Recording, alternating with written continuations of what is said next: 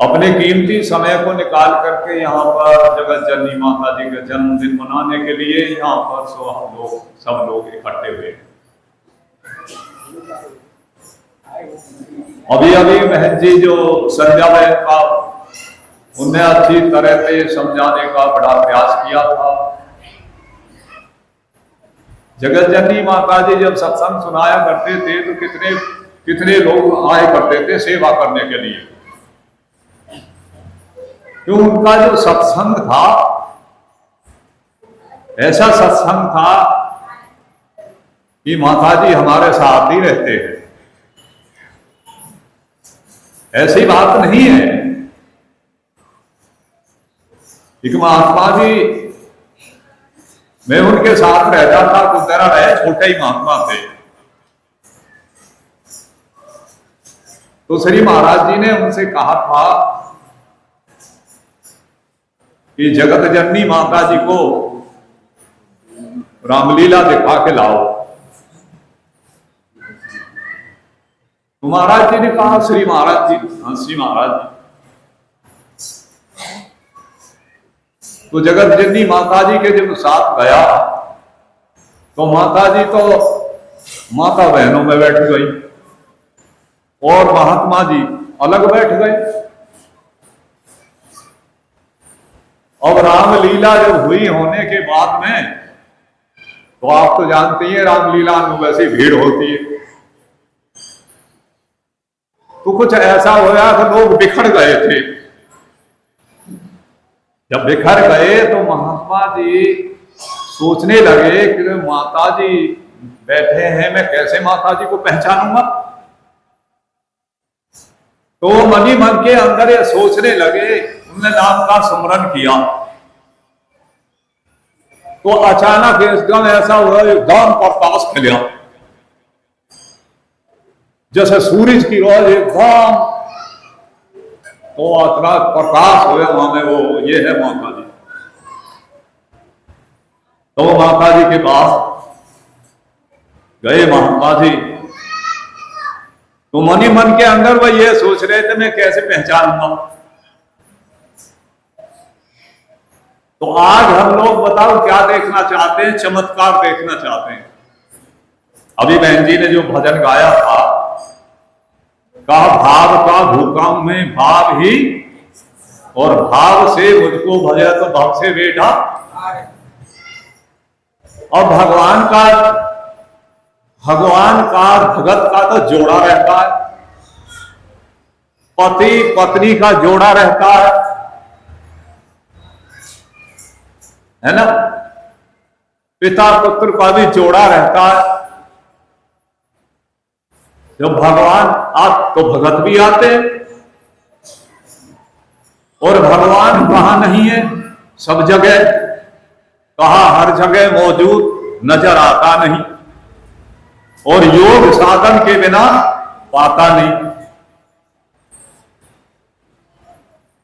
और यही बात भगवान ने अर्जुन से, कृष्ण भगवान ने कहा तुम तत्वदर्शी गुरु की शरण में जाओ।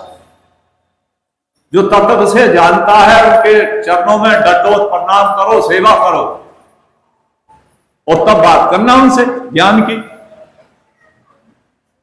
वो भगवान कृष्ण के चरणों में प्रणाम किया, कहां जाऊं, और भगवान ने अर्जुन को ज्ञान दिया। और यही बात श्री महाराज जी पंजाब का भ्रमण करते हुए श्री हंसी महाराज जी एक बार नजीबाबाद में पहुंचे। तो महाराज जी के वहां पर ठहरने की कोई व्यवस्था नहीं थी। उन्होंने फिर किसको पूछा कि ठहरने का मतलब धर्मशाला है।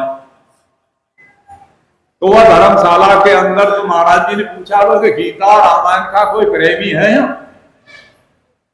बोल हाँ जी, बड़ा विद्वान है। तो मैंने कहा लाओ भाई। तो दो चार उसकी दुकान भी थी,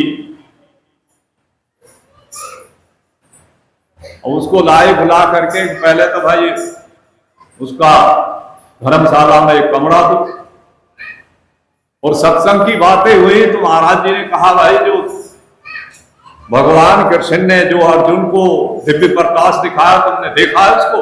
वह नहीं जी, हमने नहीं देखा। तो तुम गीता वाचते हो तो 12वां अध्याय गीता का खोल दिया सामने, तो ये रहता। तो मैंने कहा जब तुम गीता रामायण वाचते हो राज जी, तो जब तुमने उसको देखा ही ना तो गीता रामायण वाचने के क्या लाभ हो उससे? कब देखोगे उसे? तो महाराज जी ने कहा हम बताते हैं, तुम्हें दूर से ही बताएंगे। तो महाराज जी ने उसे दूर से क्रिया बताई और बताया। तो उन्होंने कहा कैसा ज्ञान है? बोला अच्छा जी, सिर में बजने वाला। बात सही है? हाँ तो बात सही है, तो तन मन धन अर्पण करना होगा।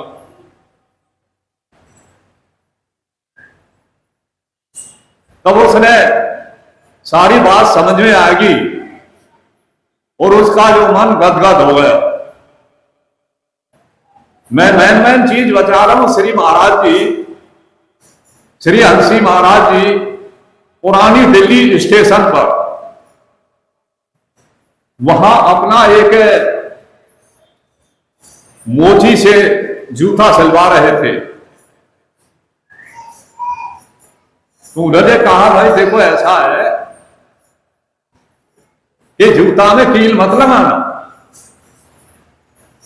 अरे जूता में कील मत लगाना, धागे से सील दे इसको।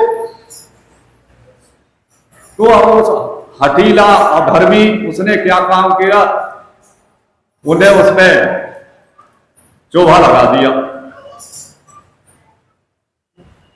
तो महाराज जी ने कहा ऐसा जूता मारूंगा तीनों लोग दिखाई देंगे। और वहां एक दिल्ली का एक भगत भी खड़ा था जिसका नाम था होई राम। वो कह रहा भाई जूते के अंदर जब तुम कील लगा रहे हो धागे तो सील दो। और धागे से सीलने के बाद जब महाराज जी चल दिए तो उनके पीछे पीछे चल दिया वो। तो गए आगे, श्री महाराज जी से उनकी कुछ वार्तालाप हुई। तो महाराज जी ने कहा क्या महाराज जी आपके जूता में बड़ा जादू है, क्या आप तीनों लोग दिखा सकते हैं? तो हरी चर्चा हुई कि मैं यहां धर्मशाला में यहां पर ठहरा हुआ हूं चांदनी चौक पर। तो महाराज जी के पीछे पीछे गया और जो पीछे पीछे जब जाता है तो हरी चर्चा हुई धर्मशाला में, वहां पर ठहरे हुए महाराज जी बोले कहा भाई देखो पंडित जी, आप बाहर की पाठ पूजा में तो लगे हुए हो। कोई गायत्री मंत्र का पाठ करता है, कोई माला फेरता है, और भक्ति तो तुम कर ही रहे हो। महाराज जी ने कहा तो गुड़िया को खेल है। तो महाराज जी ने उसको जो उपदेश दिया तो उसका जो मन था गदगद हो गया उसमें। तो उन्हें पहले ये बात कही थी क्या महाराज जी मैं भी भगवान का दर्शन कर सकता हूं? तो महाराज जी ने कहा क्यों नहीं कर सकते हो? जो उपदेश लिया, जब उसको दर्शन किया उसने, उन्होंने कहा ये है। तो उन्होंने जाके उस मील के अंदर जितने वर्कर थे सबको सुनाया और उनको लेके आया महाराज जी के पास।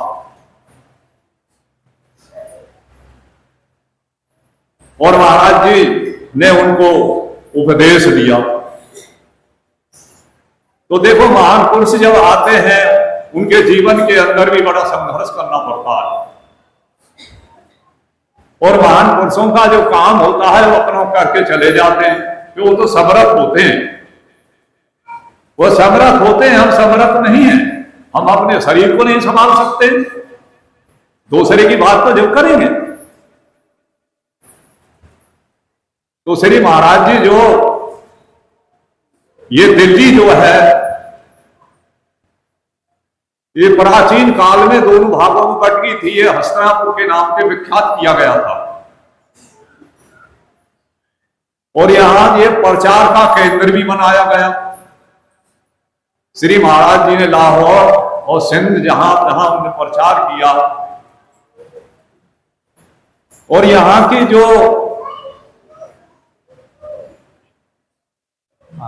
यहां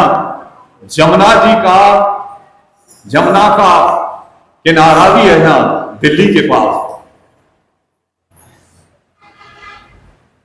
और यहां से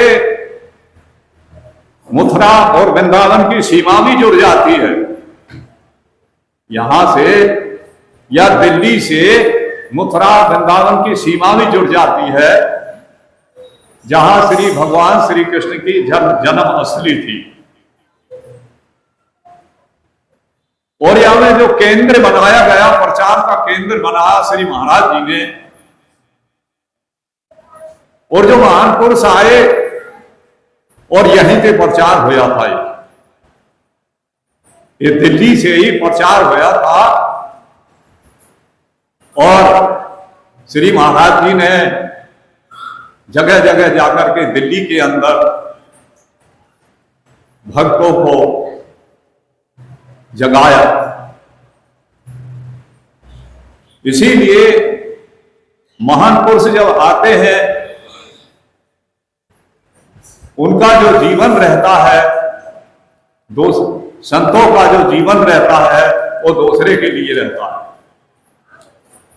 और इसीलिए कहा, संत बड़े परमार्थी, घन जो वर्ष है आज, और तपन बुझाने और की अपना पारस नाम। संतों का जो काम होता है, संत तुलसीदास जी ने इसको चलता फिरता जंगम तीर्थ बताया, जिसमें मन रोपांत हो जाता है। किसी भगत ने जब पूछा था गंगा मैया से, गंगा मैया तुम संसार के पापों को धोकर के ले जाते हो, तो आपका तो पाप ही पाप बढ़ जाते हैं, फिर आपके पापों का निवारण कैसे होता है? तो गंगा मैया कहती है भगत से,